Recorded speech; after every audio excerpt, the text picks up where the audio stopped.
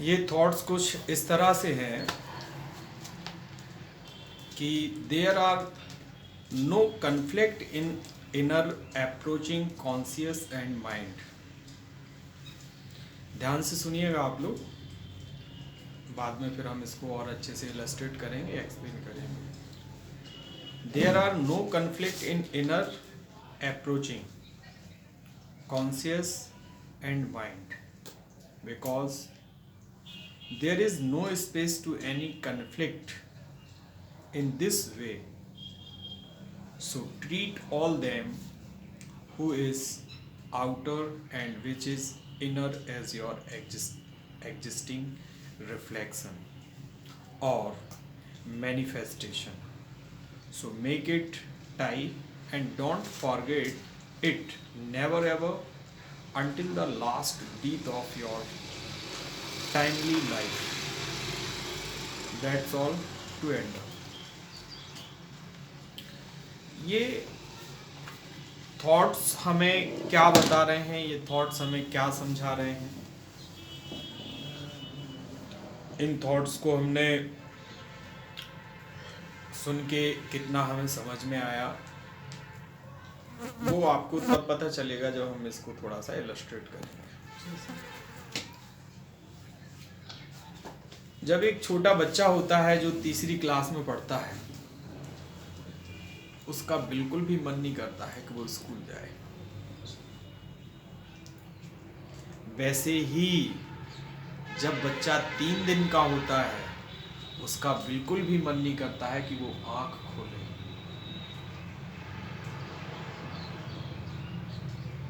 और इन दोनों ही चीजों का बड़ा ही महत्व है उस बच्चे के जीवन में। आँख खुलने की उसकी इच्छा नहीं होती, इसलिए आपने देखा होगा कि जो छोटे बच्चे होते हैं वो अधिकतर सोते रहते हैं। अधिकतर सोते रहते हैं। तो उस सोने के पीछे जो कारण होता है वही स्कूल ना जाने के पीछे भी कारण होता है। वो सोल, वो बच्चा जो उसके अंदर वो कॉन्शियसनेस है, वो चेतना है, वो कहीं ऐसी जगह से आई जहाँ चीज़ें देखने के लिए थी ही नहीं, बस आंख बंद करके महसूस करने के लिए थी। तो उस महसूस करने में ही जो है उसका जन्म हो जाता है और फिर वो जो है 2, 3, 4 वर्ष तक अपने परिवार में अपनी माँ से परिचित होता है, अपने पिता से परिचित होता है, अपने और परिवार के सदस्यों से परिचित होता है। तो उस परिचय में उसको इतना प्रेम मिलता है परिवार में, इतना प्रेम मिलता है परिवार में कि फिर जब उसके स्कूल या गुरुकुल जाने का जब समय आता है तो वो वही करता है जो आंख खोलने में जो वो करता है। बिल्कुल नानुकुर करेगा, स्कूल जाएगा तो बिल्कुल धरती आसमान एक कर देगा, पूरा घर जो है वो सिर पे उठा लेगा।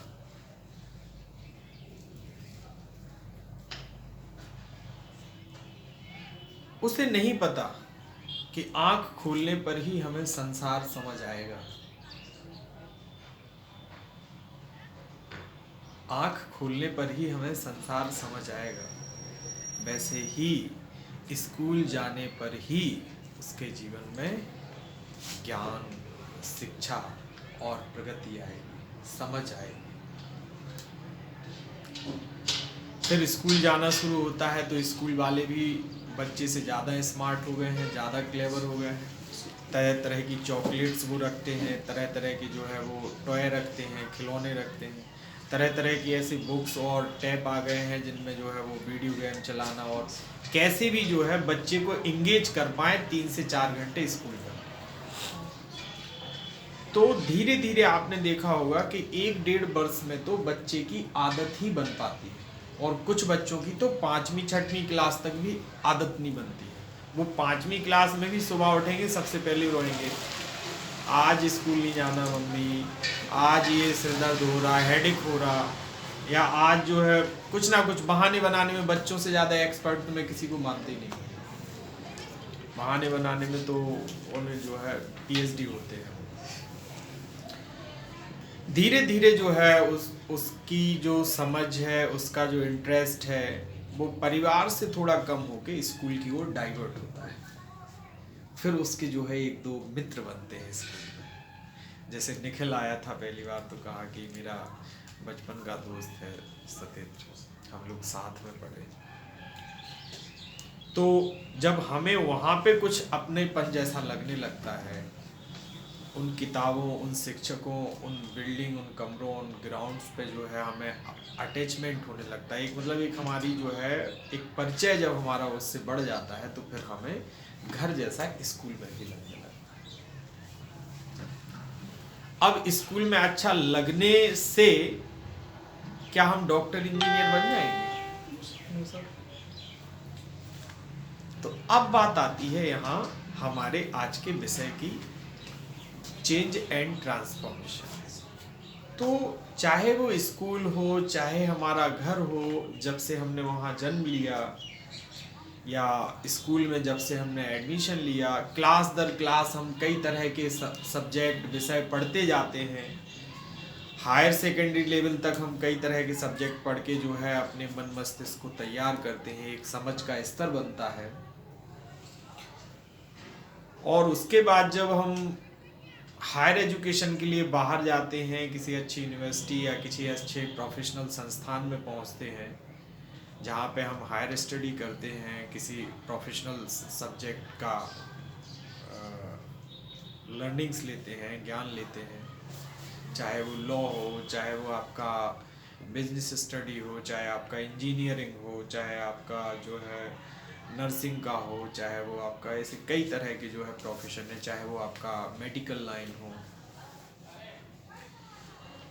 आपने देखा होगा कि 9th क्लास के बाद हमारे स्कूल में हमारा परिचय आजकल दो चीज़ों से कराया जाने लगा है, और जो बहुत अच्छे स्कूल हैं उनमें क्लास 5th से हमारा परिचय कराया जाने लगा है।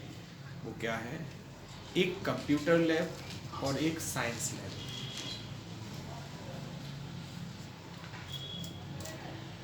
कंप्यूटर लैब और साइंस लैब का हमारी क्लास में या हमारी स्कूलिंग एजुकेशन में क्या रोल है, क्या रोल प्ले करती हैं, वो हमें क्या सिखाती हैं?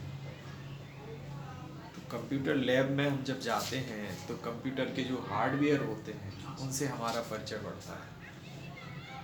अभी तक तो हमने घर में माउस देखा था जो हमारे अनाज की ग्रेन की जो है को खा जाते थे, हमारे चावल खा जाते थे। पिताजी नाराज होते थे माँ से कि इनको जो है अच्छे बर्तन में क्यों नहीं रख देते, ऐसे रखे हो सारे चूहे खाए। लेकिन जब हम फर्स्ट टाइम कंप्यूटर लैब में पहुंचते हैं अपने स्कूल की, तो हम क्या देखते हैं कि वहाँ पे भी एक माउस है। तो एक नए तरह के माउस से हमारा वहाँ परिचय होता है। जब उस नए तरह के माउस से हमारा परिचय होता है तो हम बड़ा खुश फील करते हैं उसको छू के। फिर हमारा उस कीबोर्ड से परिचय होता है जिस पे हम अपनी फिंगर रख के कुछ देखते हैं, अरे टाइप हो रहा है कुछ। फिर हमें पता चलता है कि इसमें तो चीज़ें बहुत कुछ है, बहुत कुछ किया जा सकता है इसमें। धीरे धीरे जो हमारे एडुकेटर होते हैं या हमारे फैसिलिटेटर होते हैं जो हमें फैसिलिटेट करते हैं कंप्यूटर लैब में, जो उसके इंचार्ज होते हैं, वो बताते हैं कि ये MS ऑफिस है, ये वर्ड पावर है, ये पावर पॉइंट है, इसमें ऐसे ये टाइपिंग ऐसे की जाती है, ये एडिटिंग ऐसे की जाती है। किसी तरह की वीडियो बनाना है तो वीडियोस इस तरह से बनाएं तो ज़्यादा अच्छे बनेंगे। कोई भी कंटेंट को बोलना है उसमें डिक्शन जो है, फॉन्ट जो है, या जो फ्रीक्वेंसी है, वेव्स हैं, वो उसमें ऊपर नीचे की जा सकती है। इस तरह से कई तरह की चीज़ें से आपका फिर कंप्यूटर लैब में परिचय होता है। और फिर जैसे आपने जन्म लिया और आँख खोलने की इच्छा नहीं हो रही थी, फिर आँख खुली तो अच्छा लगने लगा परिवार में। फिर परिवार में अच्छा लगने लगा, उसके बाद उम्र आई कि हमें अब जो है स्कूल जाना है। स्कूल जाने की इच्छा नहीं हो रही थी, लेकिन फिर स्कूल जाते हुए हमारे स्कूल में अच्छा लगने लगा। वैसे ही साइंस लैब हम डर रहे थे, जब पहली बार कोई जाता है ना डरता है, किसी को उत्साह होता है, किसी को थोड़ा सा डर लगता है। लेकिन अब हमारा कंप्यूटर लैब से परिचय हो गया, अब डेली हम जाते हैं वहाँ कुछ जो है सीखते हैं। ऐसे ही क्लास आगे बढ़ती जाती है और एक दिन आता है कि हमारा परिचय होता है साइंस लैब से। साइंस लैब से जब हमारा परिचय होता है तो फिजिक्स की लैब अलग है, केमिस्ट्री की लैब अलग है, बॉटनी की लैब अलग है, जूलॉजी की लैब अलग है। उन लैब में हम जाके, फिजिक्स की लैब में जाके, केमिस्ट्री की लैब में जाके, आपने देखा होगा कई तरह के ऐसे प्रयोग होते हैं। एक लिक्विड को दूसरे लिक्विड में मिलाया, ना जाने तीसरा क्या बन गया, और कुछ बन गया हमें पता नहीं है। फिर हम जो लैब अटेंडेंट रहते हैं या जो इंचार्ज होते हैं, सर सर सर ये क्या बन गया, ये क्या बन गया। क्यों? क्योंकि उसमें से जो है फॉग ही फॉग निकल रहा है, तुमने कुछ गलत मिला दिया होगा तो वो जो है वेपोरेट हो गया। अब बोले क्या बन गया है, थोड़ी ना जिंद बन गया है। तो इस तरह से हमारा पहला परिचय जो है साइंस लैब से होता है। और साइंस लैब में हम सीखते हैं कि इस दुनिया में कितने तरह की चीज़ें हैं और कितने तरह की ऐसी संभावनाएं हैं जो एक दूसरे को मिलाने से एक तीसरी ही चीज़ जन्म ले लेती है। वैसे ही जो आज का हमारा वर्कशॉप का टॉपिक है, छोटी छोटी चीज़ें हमारे अंदर चेंज लाती हैं और वही छोटी छोटी चीज़ें जब इकट्ठी होकर हमारे जीवन का हिस्सा बनने लगती हैं, हमारे जीवन में शामिल हो जाती हैं, मतलब कि ज्ञान होने के बाद वो हमारी लिविंग बन जाए। लिविंग मतलब कि वो हमारा कैरेक्टर बन जाए, उसकी वजह से हम जाने लगे। जैसे आपने देखा होगा कि गांधी जी का जो चरित्र था वो इस चीज के लिए जाना जाता था कि वो सच बोलते हैं। या एक और बड़ा अच्छा गुण था गांधी का कि वो अहिंसा में विश्वास रखते थे। वो कहते थे हम किसी को मारेंगे नहीं, अंग्रेजों को आना हमें मार ले, हम नहीं मारेंगे किसी को। तो गांधी की ये पहचान थी। तीसरी पहचान थी, गांधी बड़े त्यागी थे। गांधी की इतना यश, इतनी कीर्ति, इंग्लैंड से उन्होंने पढ़ाई की, साउथ अफ्रीका में एडवोकेट थे, कहाँ बेचारे यहाँ आ गए इंडिया में लाठी पत्थर खाने। टायर की चप्पल पहन के, छोटी सी धोती और लाठी लेके जो है निकल पड़े। इतना बड़ा नाम था, कभी अपने बेटों को, 4 उनके बेटे थे, बेटों को लाभ, किसी तरह का लाभ नहीं पहुंचाया। आज अगर किसी का पिता जो है एमएलए या पार्षद हो जाए तो सारे ठेका चाहता है हमारे बेटे को मिले या हमारे छोटे भाइयों को। तो कहने का मतलब ये है हमारा कि जो भी हम एक्वायर करते हैं नॉलेज, जो पहली आंख खोलते हैं घर में, घर से जो सीखते हैं, that is called informal education. Informal education. उसके बाद फिर जो है हम स्कूल जाते हैं, मतलब ये फॉर्मल एजुकेशन कहलाती है। औपचारिक शिक्षा और अनौपचारिक शिक्षा। फिर आपने देखा होगा कई तरह की किताबों से पाला पड़ता है।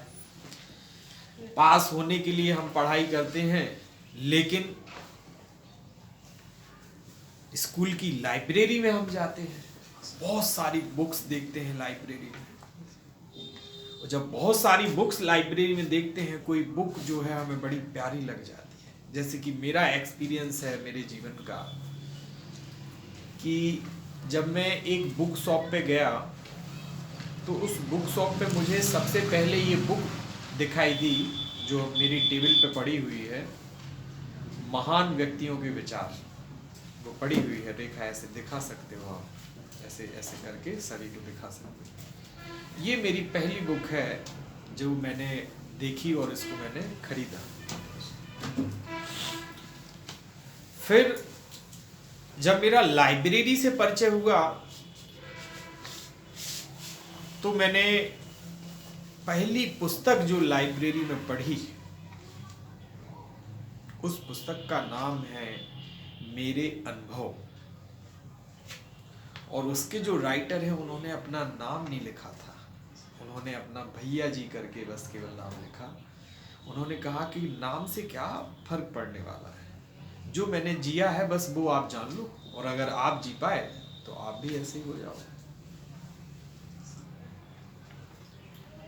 मेरे अनुभव वो पुस्तक मैंने पढ़ी, लाइब्रेरी में थी। लाइब्रेरी में ही फोटोकॉपी की मशीन के इंचार्ज होते हैं, जो आपको अगर किसी भी बुक को फोटोकॉपी कराना हो तो वो फोटोकॉपी वहाँ पे 50 पैसे में हो जाती है, और उस समय तो जो है 25 पैसे में होती थी। तो मैंने पूरी बुक की जो है फोटोकॉपी करा, और उस बुक को मैंने करीब 5 से 7 बार पढ़ा।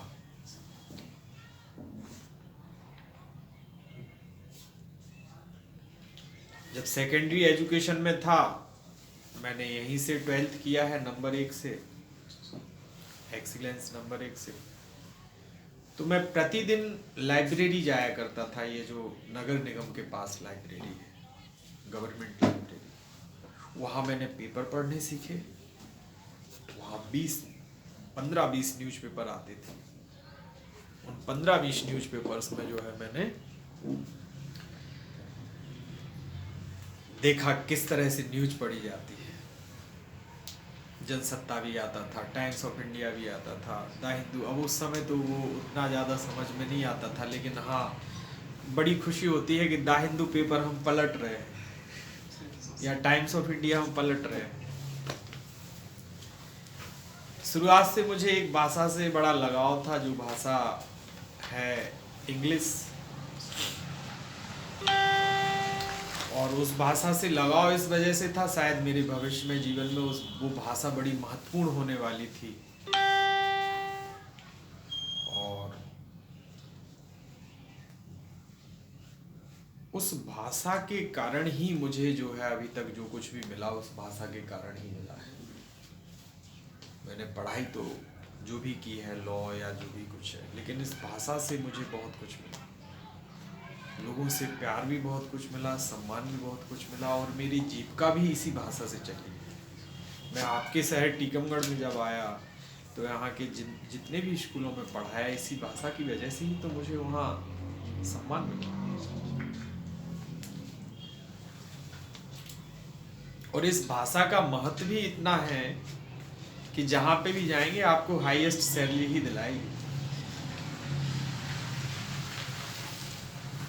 इस भाषा का ये महत्व, और इस भाषा की वजह से नेशनल और जो भी और प्लेटफॉर्म्स हैं वहाँ पे लोगों को सुनने में, समझने में सहूलियत होती है। अधिकतर लोग जो है इंटेलेक्चुअल वर्ल्ड या जो स्कॉलर जो हैं वो इसी भाषा का उपयोग करते हैं कम्युनिकेशन के लिए। आपने देखा होगा इंटर कम्युनिकेशन में वो इंग्लिश लैंग्वेज को ही आगे रखते हैं अपने कन्वर्सेशन में। तो इस तरह से मेरा भाषा से परिचय हुआ, चीज़ों को सीखता रहा, लॉ पढ़ा, लिटरेचर पढ़ा। बहुत समय बाद मुझे बात समझ में आई कि जीवन में चेंज पर्याप्त नहीं है। चेंज पर्याप्त नहीं है। अगर हमारा चेंज, जो भी चेंज को आप ऐसे समझ लें कि जो भी आपने सारे जीवन भर में जो ज्ञान पाया, 12th तक की एजुकेशन से, हायर एजुकेशन से, माता पिता से, अपने रिलेटिव से, अपने फ्रेंड से, अपने माहौल से, अपने देश से, अपने आसपास के वातावरण से जो कुछ भी आपने सीखा, क्या वो आपकी लिविंग बन पा रही है?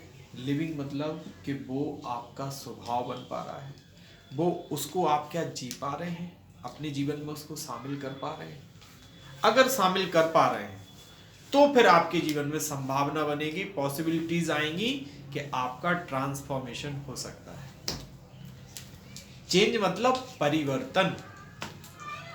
ट्रांसफॉर्मेशन का एक और पर्यायवाची अगर दिया जाए तो वो इसका सही और शुद्ध पर्यायवाची होगा, वो होगा रूपांतरण। अब देखिए, अब आपको ये दो शब्द लगने लगे होंगे। एक शब्द परिवर्तन, और एक शब्द रूपांतरण। जितने भी दुनिया में श्रेष्ठ वैज्ञानिक हुए हैं, जितने भी दुनिया में बड़े साहित्यकार हुए हैं, आपने 12th में या 10वीं की क्लास में महादेवी वर्मा के कई सारे चैप्टर पढ़े होंगे। महादेवी वर्मा कहीं दूर की नहीं थी, इलाहाबाद में रहती थी। इलाहाबाद में उनका निवास था। इलाहाबाद में ही सूर्यकांत त्रिपाठी निराला बहुत बड़े कवि रहे हैं हिंदी साहित्य के। तो सूर्यकांत त्रिपाठी निराला जो है, उनकी वाइफ की डेथ हो गई थी बहुत अर्ली एज में। एक उनकी बेटी थी, उस बेटी को वो बड़ा प्रेम करते थे। उस बेटी को भी कुछ हो गया तो उसकी भी डेथ हो गई। और महादेवी वर्मा को जो है वो अपनी बहन मानते थे, क्योंकि दोनों साहित्य जगत से थे। और सूर्यकांत जी का स्वभाव ऐसा था कि वो किसी को भी अभाव में देखते थे। उनके पास जो भी अपनी बुक या जो भी वो मुशायरे करते थे, कवि सम्मेलन, सारी राशि दे आते थे। तो वो जब तंग आ गए अपने स्वभाव से, तो वो क्या करते थे, जो भी पैसा होता था, जितना भी आता था बुक की रॉयल्टी या जो भी कवि सम्मेलन से, वो महादेवी वर्मा को दे देते थे और कहते थे, बहन महीने भर का हिसाब बना दो मुझे, कितना पैसा मुझे कब दोगे। और महीने भर का हिसाब बनता था और अगले 3 दिन में वो महादेवी वर्मा से सारा पैसा ले लेते जितना देते। तो महादेवी वर्मा कहती थी, क्या मतलब फिर ऐसे तुम्हारे जो है महीने भर का तुम टाइम टेबल बना लेते हो कि नहीं, इतना है इसके लिए इतना है। कभी कभी ऐसे हालात आ जाते थे सूर्यकांत त्रिपाठी के जीवन में कि उनको खाने के लिए अनाज भी नहीं जूझता था। तो महादेवी वर्मा अपने घर से जो है चावल सब चीज़ें पहुंचा देती थी ताकि वो वहाँ अच्छे से रहे। बड़े नेक दिल व्यक्ति थे, कितना गहरा उन्होंने लिखा। लेकिन आप लोग तो समझते हो कि सिर्फ एकेडमिक की पढ़ाई ही पर्याप्त है। एकेडमिक की पढ़ाई से आपके जीवन में चेंज आएगा, और वो चेंज क्या आएगा कि आप जो है बेरोजगार से आपके जीवन में रोजगार आ जाएगा, अनएम्प्लॉयमेंट से आपके जीवन में एम्प्लॉयमेंट आ जाएगा। लेकिन क्या केवल नौकरी ही जीवन है? एम्प्लॉय हो गए आप किसी बड़े डिपार्टमेंट में या किसी प्राइवेट सेक्टर में या कॉरपोरेट सेक्टर में, यही क्या जीवन है? इसके आगे जीवन के और आयाम हैं, जिन आयामों को पूरा करने के लिए हमें इस तरह के साहित्य को पढ़ना चाहिए। चाहे वो गीतांजलि हो, चाहे वो लोक व्यवहार हो, 7 लाइफ्स हो, अल्केमिस्ट हो, इस तरह के साहित्य को हमें पढ़ना चाहिए। और इस साहित्य में ये ताकत होती है कि ये साहित्य हमारे जीवन में चेंज नहीं लाता है, ये हमारे जीवन को रूपांतरित कर देता है। रूपांतरित कि आपकी बॉडी तो वही होगी, लेकिन आपके अंदर की जो स्वभाव की जो गतिविधियां हैं वो पूरी बदल जाती है। रूपांतरण आप कैसे समझेंगे कि रूपांतरण शब्द आप हमें ठीक से समझाएं, तो हम रूपांतरण को आपको इस तरह से समझा सकते हैं जैसे एक पानी का तालाब जब माइनस टेम्परेचर में जो है हमारा एनवायरनमेंट में माइनस टेम्परेचर जो बढ़ जाता है, तो वो तालाब का पानी बर्फ बन जाता है। जैसे हमारी ये मिट्टी है, हमारी ज़मीन है, इसी तरह से आप उस तालाब के पानी पे जब वो बर्फ बन जाता है, आप चल सकते हैं, कार चला सकते हैं, बाइक चला सकते हैं। और एक ऐसा टेम्परेचर आता है 50-55 डिग्री का, जब वही पानी एवोपोरेट होने लगता है, बाष्पीकृत होने लगता है। तो ये फॉर्म जो है ना, ये रूप परिवर्तन, इसी को कह सकते हैं ट्रांसफॉर्मेशन, रूपांतरण। शुरुआत में जब कार्यशाला हम लोग शुरू कर रहे थे, ये वर्कशॉप शुरू कर रहे थे, आप लोगों ने 2 गीत सुने, सुबह सवेरे लेके तेरा नाम प्रभु। इस प्रेयर में बड़ी गहराई थी। ये प्रेयर कहीं ना कहीं आपके चेतना को कनेक्ट कर रही थी किसी स्पिरिट से, किसी इस तरह की लिविंग चीज़ से, जहाँ से आपको कुछ ऐसा फील हो रहा था जैसे कि बहुत प्यास में पानी मिल जाए, बहुत गर्मी पड़ रही है, सारे दिन से पानी नहीं पिया, आप कॉलेज गए हो और जब घर आए तो सबसे पहले आप मटके पे टूट पड़ते हो, 2-3 लोटे पानी पिया आपने।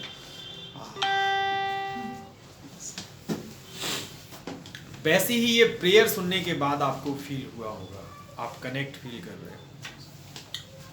और दूसरी जो प्रेयर थी, जो सॉन्ग था, उस सॉन्ग में आपको भले कुछ ज्यादा समझ में नहीं आया होगा, लेकिन उसकी लिरिक्स, उसका म्यूजिक बड़ा प्यारा था। इसकी उम्र की लड़की है वो, ऐसी लड़कियों ने मिलके जो है उस सॉन्ग को बनाया है, गाया है। साउथ इंडिया में वो बड़ी पॉपुलर है वो बच्ची,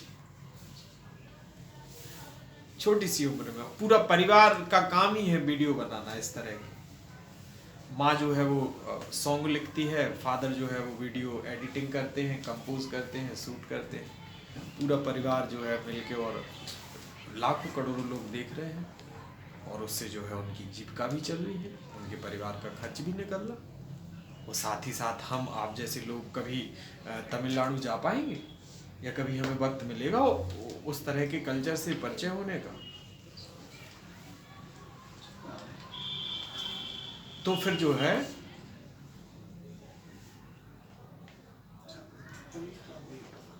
इस तरह की जो चीजें हैं वो हमें इस तरह से वीडियोस के माध्यम से मिल जाती हैं, और हमें जो है कुछ अच्छा जो है वो सीखने मिल जाता है। आपको जाना हो तो आप छोड़ाओ निखिल, बाइक की चाबी ले जाओ। हाँ, मेरी बाइक की चाबी ले जाओ, वो रखिए, आराम से छोड़ो। और उस तरह की चीजें जो है